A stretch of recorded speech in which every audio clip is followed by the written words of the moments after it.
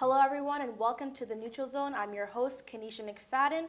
The Quinnipiac women's ice hockey team took on the RPI Engineers in the opening round of the ECAC playoffs at the High Point Solutions Arena. They swept this series 2-0. And now we have Andrew Badillo, women's ice hockey beat reporter. Andrew, how are you? I'm good, Kenisha. Thanks for having me. No problem at all. So first order of business, Andrew.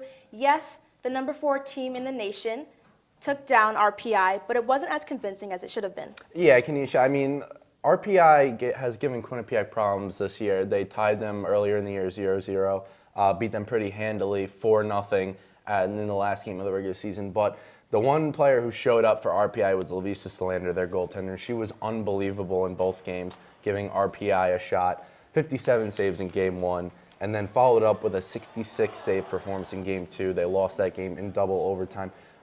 Without her, RPI would have had absolutely no shot. The offense converted when they had their few opportunities on Sydney Rossman. They had 2 breakaway goals, followed that by another 2 goals in the series. But for the Bobcats, they just showed that they were the better team in the end. They came through. Their big players stepped up for them. TT Cianfrano scored a few big goals. Emma Woods scored 2 big goals as well. Nicole Connery continued her hot streak. So in the end, it was just Solander could not do it all for RPI, and they were just not able to generate enough offense in the end to get goals past Rossman.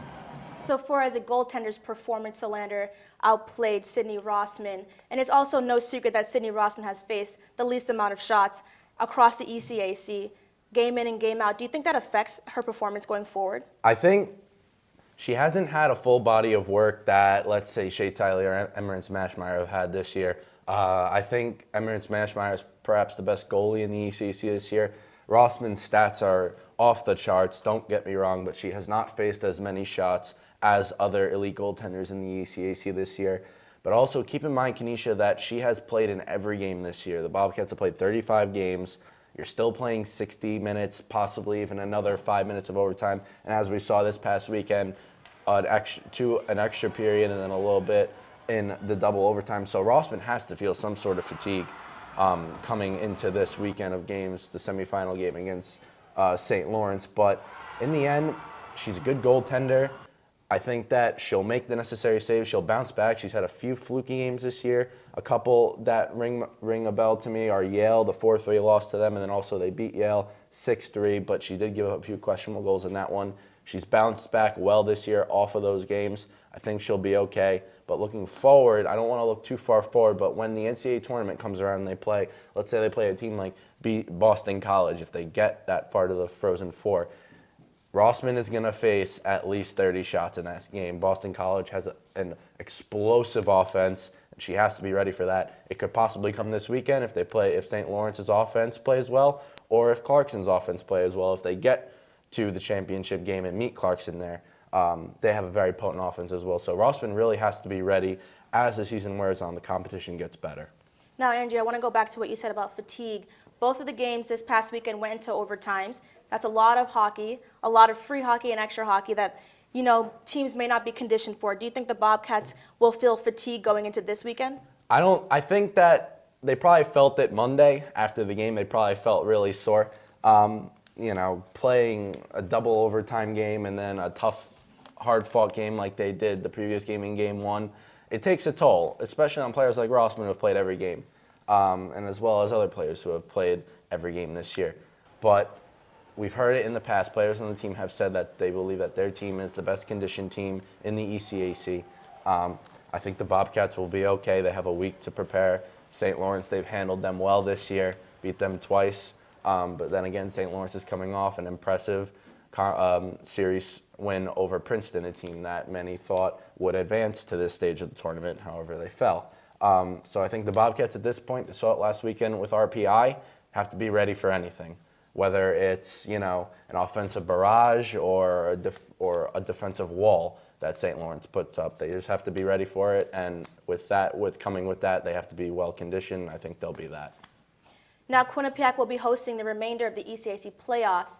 The Bobcats will be facing off the St. Lawrence Saints this weekend. Andrew, what are your takeaways going into the series? Well, let's start off with last series. They played against Princeton in the quarterfinals. They beat them 1-0 in Game 1, lost in Game 2, 4-3. were winning in Game 3, 3-2. Princeton netted the game-tying goal with 15 seconds left. However, St. Lawrence came through in the end. They won 4-3 in overtime. This team just has a lot of fight. The Bobcats have handled them this year. As I said, they beat them 5-0 and 3-0. So for me, I think St. Lawrence just needs to get that first goal. If they can get that first goal, it's a brand new hockey game. Pepper Sydney Rossman with shots because, as we saw and we've talked about, she looked a little shaky against RPI. 2 breakaway goals. However, one of them she would probably want to have back, and the other 2 goals she'd certainly want to have back. Some players from St. Lawrence that we should keep an eye on are certainly Brooke Webster. She leads the team in points. And also senior captain Amanda Bouye. She has 29 points, 10 goals, 19 assists. She broke the program record for most goals scored by a defenseman, so she's obviously riding a hot streak right now. Kennedy Marchman is also a player to watch. St. Lawrence is a dangerous team. They've given Quinnipiac problems in the past. A few years ago, they faced off in the ECAC quarterfinals. It was a hard-fought series. Quinnipiac came out on top in that one. But I'm really excited for this upcoming weekend. It's the first time Quinnipiac has been to the semifinals before. They have not advanced past the semifinals to the ECAC championships. They're number 4 ranked team in the country. It's a really exciting time for this team. Exactly, Andrew. Thank you for coming on. Thanks a lot. After the break, Gabbi Riggi, men's ice hockey beat reporter, will be joining me to talk about the men's team taking on Brown and Yale this past weekend. Stay with us.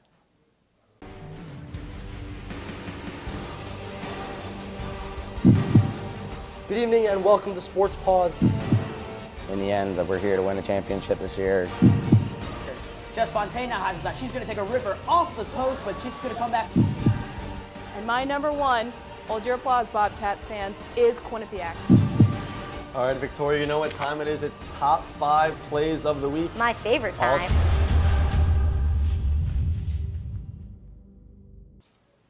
Welcome back to the Neutral Zone. I'm joined here by Gabbi Riggi, men's ice hockey beat reporter.